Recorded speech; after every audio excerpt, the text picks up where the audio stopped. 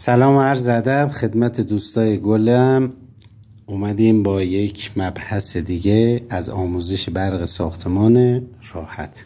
تو مباحث قبلی بهتون گفتیم که برق میاد به جعبه کنتور و از جعبه کنتور به جعبه فیوز، از جعبه فیوز هم به اتاقها و آشپزخونه و سالن و سرویس بهداشتی و همه جا توزیع میشه. حالا تو مبحث امروز یه بار دیگه میخوایم کلی نگری کنیم.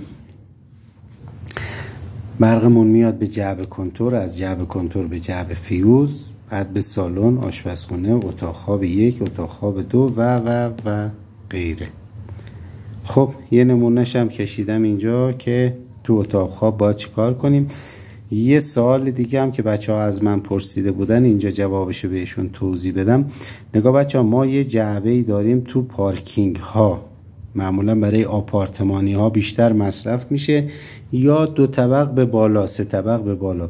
از جعبه کنتور یه کابلی میاد برای جعبه مشا، مثل همون جعبه فیوزه. منتها اینجا چرا اسمش مشان؟ چون استفاده عمومی داره و همه از این برق استفاده میکنن و قبضش حالا یه جورای تقسیم شده بین همه. مثلا از تو پارکینگ برای آسانسورها از جعبه مشا میگیریم، برای روشنایی پارکینگ و سرویس هایی که تو حیاط هست، انباری هایی که تو پارکینگ قرار گرفته، همه از جعبه مشا برق میاد که یک کنتور جداگانه برای ای در نظر میگیریم. پس اینم جعبه مشا که دوستان سوال کرده بودن، توضیحشو دادم خدمتتون. خب اینجا ما از جعبه فیوز یه برق داشتیم برای اتاق خواب. ما برق روشناییمون با فیوز 10B، حالا فیوزش هم باز نیازی نیست بهتون بگم چون تو نقشه مشخصه، تو آینده بهتون یکی اینا رو توضیح میدم. شما یه برقی از جعبه کنتور اومد به فیوز، از فیوز هم یه دونه گرفتین آوردین برای اتاق خواب. حالا از ورودی اتاق خواب که ما وارد اتاق میشیم به سمتی که در باز میشه، مقابلش که یعنی وقتی ما در رو باز میکنیم هر طرفی آزادتره، ما کلیدمون همونجا قرار میگیره.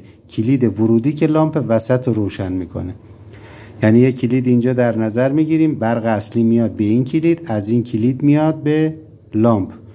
حالا از همین کلید یک کلید دیگه ما در جهت دیگر اتاق در نظر میگیریم که کنار تخت خواب معمولا قرار میگیره. اگر اینجا تخت خواب قرار بگیره، زمانی که شما شب ورود میکنین به اتاق، برق اتاق روشن میکنین، کاراتون انجام میدین و موقع خواب بعد از دراز کشیدن میتونی کلید تبدیل رو بزنی و چراغ وسط خاموش میشه. حالا نحوه کار کرده کلید تبدیلم تو کلیپ های بعدی بهتون میگم. خب مسئله بعدی که ما هست، ما روشنایی هامون مصرفشون پایین تر از پریزهای برقمونه. پس بنابراین اومدن برای روشنایی هامون از سیمی با سطح مقطع پایین تر، مثلا 1.5 استفاده کردن و برای پریز از سیم 2.5 استفاده کردن که یکم مقاومت سیم 2.5 بیشتر از 1.5 باشه و مشکلی ایجاد نکنه. پس بنابراین اومدن تو همین نقشه‌ای که خدمتتون توضیح دادم پریزها رو جدا و روشنایی ها رو جدا کشیدن. حالا مثلا برای نمونه که متوجه عرایض من بشین، برای سالن ما میخوایم برق بکشیم، 2 تا انشعاب میاریم. یکیش میشه روشنایی، یعنی هرچی لامپ تو سالن هست، چراغ هالوژنیا، ریسه‌یا و اینا همه روی برق روشنایی هستن و هرچی پریز و مصرف کننده پریز برقی مثلا تلویزیون، مثل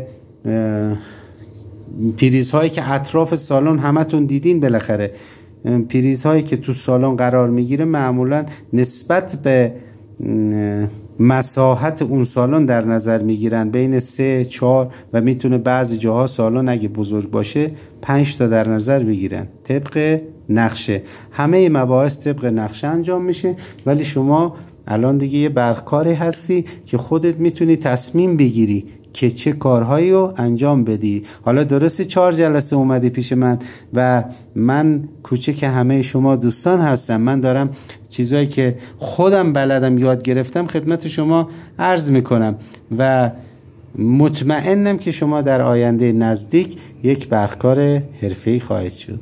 ممنونم از نگاهتون، ممنونم از لطفتون و امیدوارم خدا نگهدار و پشت و پناهتون باشه.